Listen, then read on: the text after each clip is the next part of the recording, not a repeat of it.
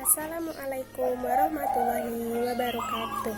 Perkenalkan, nama saya Nia Cahyaning Tias, NIM 14014180012, nomor presensi 6. Semangat!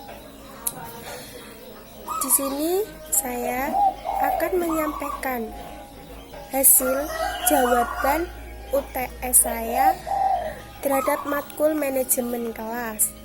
Pertanyaan yang pertama yaitu, menurut saya hakikat manajemen itu seperti apa? Menurut saya, hakikat manajemen kelas dalam dunia pendidikan yaitu suatu pengorganisasian sebagai aktivitas proses belajar mengajar yang memadukan sumber-sumber pendidikan agar terpusat dalam usaha mencapai tujuan pendidikan yang telah ditentukan sebelumnya. Juga bisa dinyatakan sebagai proses mengintegrasikan sumber-sumber daya manusia yang saling berhubungan dengan serta menjadi sistem total untuk menyelesaikan suatu tujuan. Untuk pertanyaan yang kedua yaitu 3 pendekatan manajemen kelas. Saya ambil yaitu pertama pendekatan otoriter, yang kedua pendekatan intimidasi, yang ketiga yaitu pendekatan permisif. Yang pertama yaitu pendekatan otoriter. Pendekatan otoriter adalah pendekatan yang menempatkan guru dalam peranan untuk memelihara dan menciptakan ketertiban di kelas dengan menggunakan strategi pengendalian. Guru otoriter bertindak untuk kepentingan siswa dengan menerapkan disiplin yang tegas. Bila timbul masalah-masalah yang merusak ketertiban atau kedisiplinan kelas, maka perlu adanya pendekatan dengan perintah dan larangan, penekanan dan penguasaan, penghukuman dan pengancaman. Perintah dan larangan, baik perintah maupun larangan dapat diterapkan atas dasar generalisasi masalah-masalah pengelolaan kelas. Pengelolaan kelas tertentu. Seseorang guru dalam melaksanakan perintah dan larangan itu bersikap reaktif, namun jangkauannya hanya terbatas pada masalah-masalah yang timbul sewaktu-waktu. Untuk penekanan dan penguasaan, penekanan dan penguasaan ini banyak mementingkan pada diri guru, banyak memerintah, menyuruh, bahkan mengomeli siswa. Bila dalam menghadapi masalah pengelolaan kelas menggunakan pendekatan penguasaan dan penekanan, maka memungkinkan siswa untuk diam, tertib karena takut dan tertekan hatinya.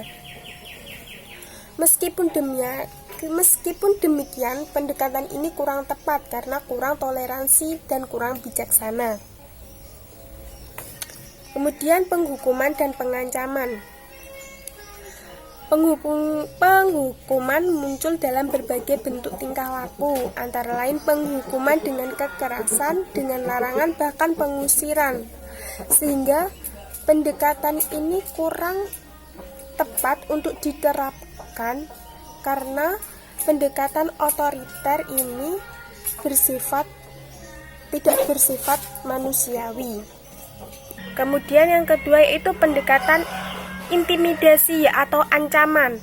Pendekatan intimidasi adalah penekanan pendekatan yang memandang manajemen kelas sebagai proses pengendalian perilaku siswa. Bentuk-bentuk intimidasi itu seperti hukumannya kasar, paksaan, ancaman, serta menyalahkan. Pendekatan intimidasi berguna dalam situasi tertentu dengan menggunakan teguran keras. Peran guru di sini adalah menggiring peserta didik berperilaku sesuai dengan keinginan guru sehingga mereka merasa takut untuk melanggarnya. Kemudian yang ketiga yaitu pendekatan permisif. Pengelolaan pendekatan permisif ini diartikan sebagai suatu proses untuk membantu siswa agar merasa bebas untuk mengerjakan sesuatu kapan saja dan di mana saja. Nah, peran guru dalam pendekatan ini untuk meningkatkan kebebasan siswa, di mana campur tangan guru hendaknya seminimal mungkin dan guru hendaknya juga berperan sebagai pendorong untuk mengembangkan potensi siswa secara penuh. Untuk yang nomor 3, menurut saya manajemen kelas untuk kelas rendah dan kelas tinggi itu berbeda. Karena di dalam kelas rendah dan tinggi itu tingkat perkembangan kognitif dan cara menghadapi persoalan atau masalah itu berbeda, di mana peserta didik kelas rendah cenderung dibimbing dengan perlahan-lahan dan butuh kesabaran dengan tidak sembarang untuk menghadapinya sehingga tujuan pembelajarannya di kelas itu tercapai. Sedangkan kelas tinggi cenderung mulai dapat dibimbing dengan baik karena kelas tinggi sudah mulai berpikir secara baik, rasional dalam menghadapi suatu persoalan, sehingga dalam mengelola kelas untuk kelas tinggi itu lebih mudah daripada kelas rendah. Kemudian untuk jawaban nomor 4, yaitu contoh-contoh tindakan dalam prosedur dimensi preventif dan kuratif. Dalam dimensi preventif adalah tindakan guru dalam mengatur peserta didik dan peralatan secara format pembelajaran yang tepat sehingga menumbuhkan kondisi yang menguntungkan bagi berlangsungnya pembelajaran yang efektif dan efisien. Nah, contoh tindakan dari dimensi preventif yaitu peningkatan kesadaran diri sebagai guru. Implementasinya yaitu adanya kesadaran diri sebagai guru akan tampak pada sikap guru yang demokratis, sikap yang stabil, kepribadian yang berwibawa. Penampakan sikap seperti itu akan menumbuhkan respon positif anak. Kemudian Kemudian tindakan preventif yang kedua yaitu peningkatan kesadaran peserta didik, yaitu memberitahu akan hak dan kewajiban siswa, memperhatikan kebutuhan, keinginan dan dorongan siswa, menciptakan suasana saling pengertian. Yang ketiga, sikap polos dan tulus dari guru. Yang keempat, mengenal alternatif pengelolaan. Misalnya mengetahui penyimpangan tingkah laku siswa, mengenal pendekatan dalam manajemen kelas. Untuk yang kelima yaitu menciptakan kontrak sosial, di mana dalam rangka mengelola kelas norma berupa kontrak sosial atau tata tertib dengan saingannya harus disepakati oleh guru dan siswanya. Kemudian contoh tindakan dalam dimensi kuratif. Yang pertama, mengidentifikasi masalah. Implementasinya yaitu guru mengidentifikasi jenis penyimpangan anak sekaligus yang melatar belakangi anak melakukannya. Yang kedua, menganalisis masalah, di mana guru menganalisis menyimpulkan latar belakang yang membuat siswa melakukan penyimpangan. Yang ketiga, menilai alternatif pemecahan, di mana guru mencari tempat dalam menanggulangi masalah. Yang keempat, mendapatkan balikan, umpan balik atau balikan, yaitu di mana guru melaksanakan monitoring dengan menilai keampuhan pelaksanaan dari alternatif yang dipilih untuk mencapai sasaran. Untuk yang terakhir yaitu jawaban nomor 5. Keterlibatan guru dalam manajemen kelas sehingga kelas kondusif untuk pembelajaran, yaitu guru harus berperan dalam strategi manajemen kelas, di mana guru harus sebagai fasilitator, demonstrator, evaluator, dan tidak kalah pentingnya guru harus sebagai pengelola kelas atau manajemen kelas. Pengelolaan kelas dimaksudkan untuk menciptakan lingkungan belajar yang kondusif bagi anak didik sehingga tercapai tujuan pengajaran secara efektif dan efisien.